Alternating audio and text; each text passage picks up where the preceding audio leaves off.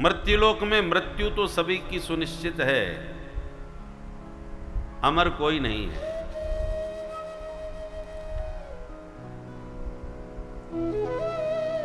जितनी लंबी यात्रा पर जाओ उतनी ज्यादा तैयारी करना पड़ता है।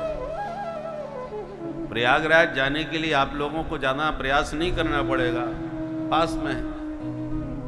और कोलकाता जाना है, मुंबई जाना है तो थोड़ी तैयारी करना पड़ेगा।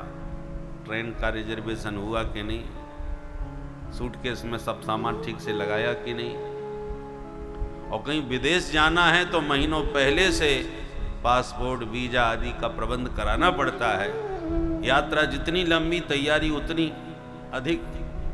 एक यात्रा ऐसी है कि जाना सबको है और सबसे लंबी वही यात्रा है जो गया सो लौटा ही नहीं, और उसी लंबी यात्रा पर एक ना एक दिन सबको निकलना है, और उसी इतनी लंबी यात्रा की कोई तैयारी करने को तैयार नहीं है। सब निश्चिंत हैं उसकी ओर से। अचानक जब यात्रा का दिन आता है तब घबराता है कि अरे मैं तो ये नहीं कर पाया, वो नहीं कर पाया। और अंत काल में उसी व्यक्ति को कष्ट होता है। अंत काले महादुखम जो कहा वो ऐसे ही लोगों के लिए कहा जिनकी कोई तैयारी नहीं है यात्रा की, और अचानक यात्रा का दिन आवे तो वो घबराते हैं, परेशान होते हैं। और जिनकी पहले से तैयारी पूरी पक्की रहती है वो मुस्कुराते हुए जाते हैं।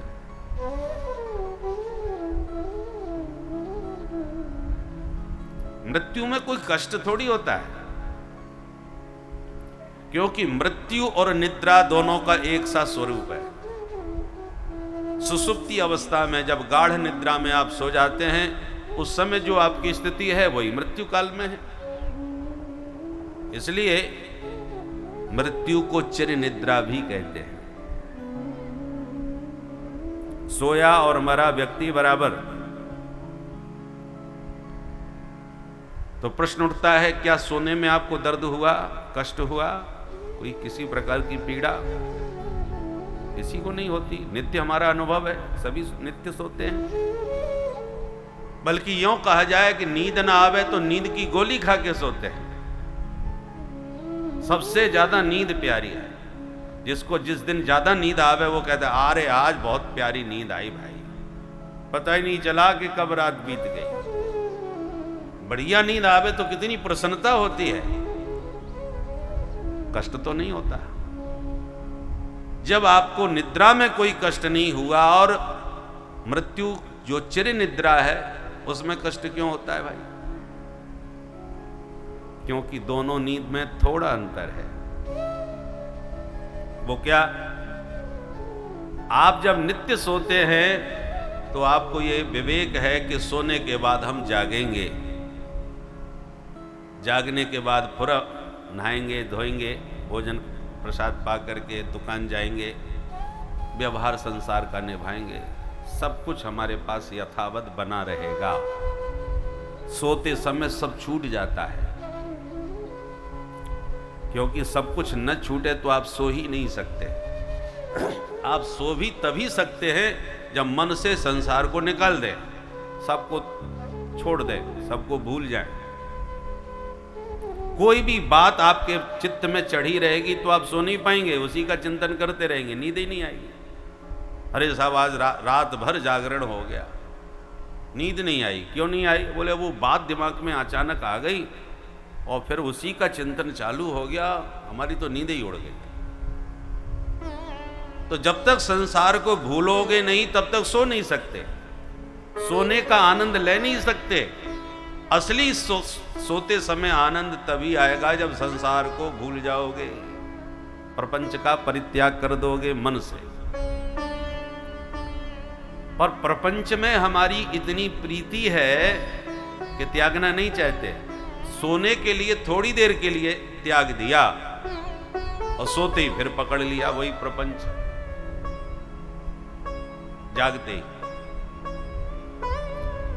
तो जगत प्रपंच से जो प्रीति है उसे थोड़ी देर छोड़ करके तो हम सो जाते हैं, पर जब चिर निद्रा में आंख बंद होती है तो हम जानते हैं कि इस नींद में जब आंख बंद होगी तो जगत प्रपंच हमसे हमेशा के लिए छूट जाएगा, दोबारा नहीं मिलेगा।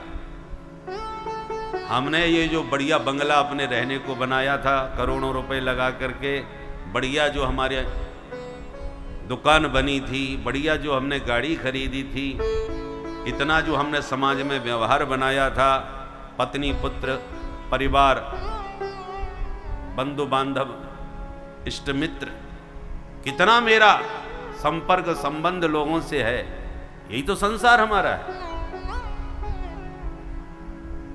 तो जागने के बाद तो आपको मिल गया ये वापस, पर चिर निद्रा में जब आंख बंद होगी तो फिर ये नहीं मिलने वाला, हमेशा के लिए छूट जाएगा। केवल यही नहीं छूटेगा, ये जो शरीर जिस पर हमने खूब मेकअप किया, करोड़ों रुपए इस पर भी जिंदगी में कितने रुपए खर्च कर दिए होंगे सजाने संवारने में, वो भी नहीं मिलेगा, वो भी छूट जाएगा। बस यही कष्ट होता है मरते समय। मरने का ये कष्ट नहीं है, कष्ट छोड़ने का है। तो अंतकाले महादुखम किसके लिए है? जिनकी आसक्ति संसार में बहुत अधिक है। जिस संसार को आप एक दिन के लिए नहीं छोड़ पाते ठीक से, घर छोड़ करके कहीं चले जाएं दूर शहर में, तो जाते ही फोन करते हैं, क्यों साहब ठीक ठाक, मैं आ गया हूं यहां। और जब तक दिन भर में एक बार घर की कुशलक्षेम न पूछ ले, परिवार का सब वातावरण समझ में ना आवे, हम बेचैन से हो जाते हैं कि भाई कुछ गड़बड़ तो नहीं हो गया। तो जिस घर परिवार को आप एक दो दिन के लिए भी पूरी तरह नहीं छोड़ पाए, उसको हमेशा हमेशा के लिए छोड़ना पड़ जाए, सोचिए क्या बीतेगी मन पर। तो ये मरने का कष्ट हुआ या छोड़ने का? मरने का कष्ट नहीं है, छोड़ने का कष्ट है कि सब छूट गया, शरीर छूट गया, संसार छूट गया, व्यवहार छूट गया, परिवार छूट गया। तो जो छोड़ने का ही कष्ट अंत में सताता है, इसलिए ऋषियों ने चतुर्थ आश्रम में सन्यास को रखा, बुढ़ापे में। सन्यास का मतलब सर्वमेव न्यासः। जिस संसार को तुम्हें छोड़ना ही छोड़ना है, उसे पहले से छोड़ना चालू कर दो। अभ्यास में छोड़ने का उतारो। छोड़ने का अभ्यास जब आपको हो जाएगा तो फिर ज्यादा कष्ट नहीं व्यापेगा। आप किसी को 10 लाख रुपया दान कर दो स्वेच्छा से, बिना किसी दबाव के, खुशी में, तो देने का आपको हर्ष होगा।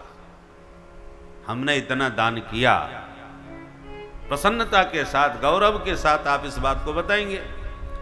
पर कोई चोर या डकैत आपसे मार पीट के छीन करके 10 लाख रुपया ले जाए तो 10 दिन तक ठीक से नींद नहीं आएगी। 10 लाख चले गए हमारे। दान देने पर भी गए थे, छीनने पर भी गए थे, पर दान देने में हर्ष हुआ और छिन जाने पर कष्ट हुआ, क्योंकि वहां छिन जाने का मतलब आप देना नहीं चाहते थे, जबरदस्ती ले गया, इसलिए कष्ट हुआ। उसी प्रकार संसार को आप छोड़ देंगे तो आपको आनंद आएगा, और संसार को जब छुड़ाया जाएगा तो कष्ट होगा। यमदूत जब आपको पकड़ के संसार से ले जाएंगे तो संसार छुड़वाया जाएगा, तो छोड़ो इसको, चलो हमारे साथ।